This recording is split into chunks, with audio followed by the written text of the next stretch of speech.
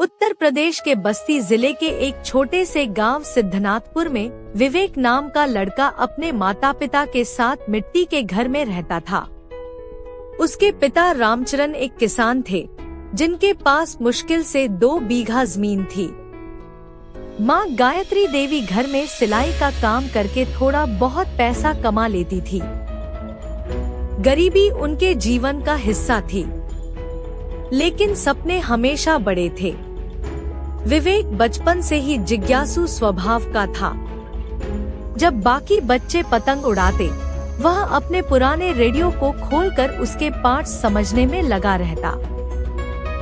School में उसकी गिनती 23 छात्रों में होती थी, लेकिन हालात ऐसे नहीं थे कि ट्यूशन या किताबें खरीद सके। वह दूसरों से पुरानी किताबें मांगता और रात भर लालटेन की रोशनी में पढ़ता। 10वीं की परीक्षा पास करने के बाद परिवार में चर्चा शुरू हो गई। अब विवेक को खेत में काम करना चाहिए, आगे पढ़ाई करके क्या करेगा, बड़े सपने मत देखो, शहर के लड़कों से मुकाबला नहीं कर पाएगा। लेकिन विवेक ने हार नहीं मानी। उसने इंटरमीडिएट की पढ़ाई पास की, वो भी जिले में टॉप करके। उसके पास किताबें नहीं थी, इंटरनेट नहीं था, फिर भी उसने विज्ञान और गणित को आत्मसात कर लिया। लेकिन यहाँ एक और समस्या खड़ी हुई, आगे की पढ़ाई के लिए पैसे नहीं थे। पिताजी की हालत भी ठीक नहीं थी। विवेक ने गांव में बच्चों को ट्यूशन पढ़ाना शुरू किया। दिन में खेतों में काम करता और रात में पढ़ाई। विवेक का सपना था भारतीय अंतरिक्ष अनुसंधान संगठन में वैज्ञानिक बनने का। उसके गांव में तो लोगों को ये भी नहीं पता था कि इसरो होता क्या है। वह हर रोज रेडियो पर खबरें सुनता, साइंस की पत्रिकाएं पढ़ता और कभी कभी गांव के स्कूल में इंटरनेट की मदद से जानकारी इकट्ठा करता। बिना कोचिंग, बिना किसी गाइड के उसने IIT की तैयारी शुरू की।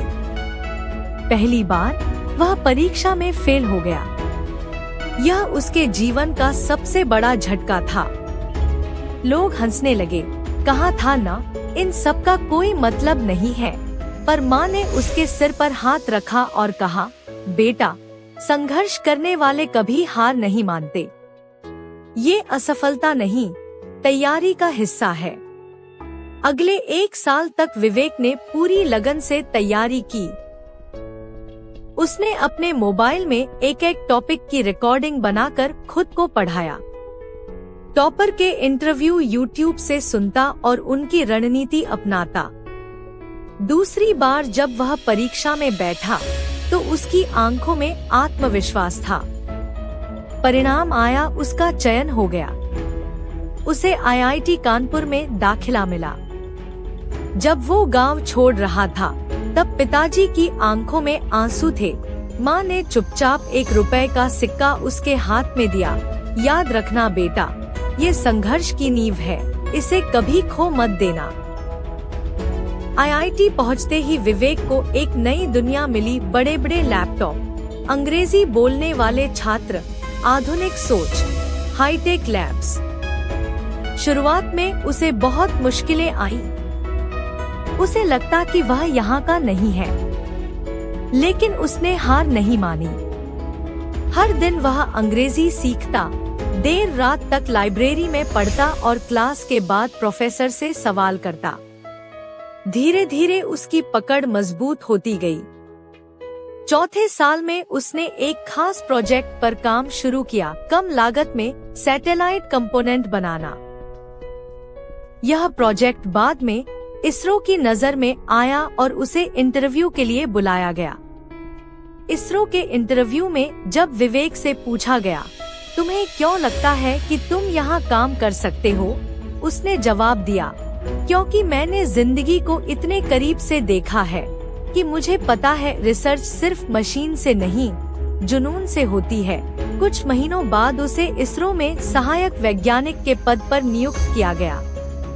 गांव में पहली बार किसी ने देश की इतनी बड़ी संस्था में जगह बनाई थी। इसरो में विवेक ने कई उपग्रहों पर काम किया। उसका एक इनोवेशन कम लागत का मल्टी सेंसर सिस्टम अंतर्राष्ट्रीय मंचों पर सराहा गया। उसे अमेरिका, जापान और जर्मनी से न्योते आने लगे, लेकिन उसने इसरो में रहकर भारत के लिए काम करना चुना। एक दिन जब उसका प्रक्षेपित किया गया उपग्रह सफलतापूर्वक कक्षा में पहुंचा, तो प्रधानमंत्री ने मंच से कहा, यह उस भारत की कहानी है जहां संघर्ष ही सबसे बड़ी पूंजी है। विवेक ने अपने गांव में एक विज्ञान केंद्र की स्थापना की, जहां वह हर महीने आकर बच्चों को साइंस पढ़ाता, उन्हें इंटरनेट से जोड़ता और कहानियां सुनाता। एक बार एक बच्चे ने पूछा, भैया इतना कुछ कैसे कर लिया आपने? विवेक मुस्कुराया और बोला, क्योंकि मैंने हार नहीं मानी। और याद रखना, संघर्ष जितना बड़ा, सफलता उतनी ही शानदार होती है। इस कहानी से हमें यह सीख मिलती है कि जिंदगी में मुश्किलें आएंगी, लोग हंसेंगे, राह में अंधेरा होगा, लेकिन अगर इरादा मजबूत हो तो कोई भी लक्ष्य नामुमकिन नहीं होता। अगर आपको ये कहानी पसंद आई हो तो हमें बताइए। वीडियो को लाइक करें, कमेंट में अपने विचार साझा करें और सब्सक्राइब कर लें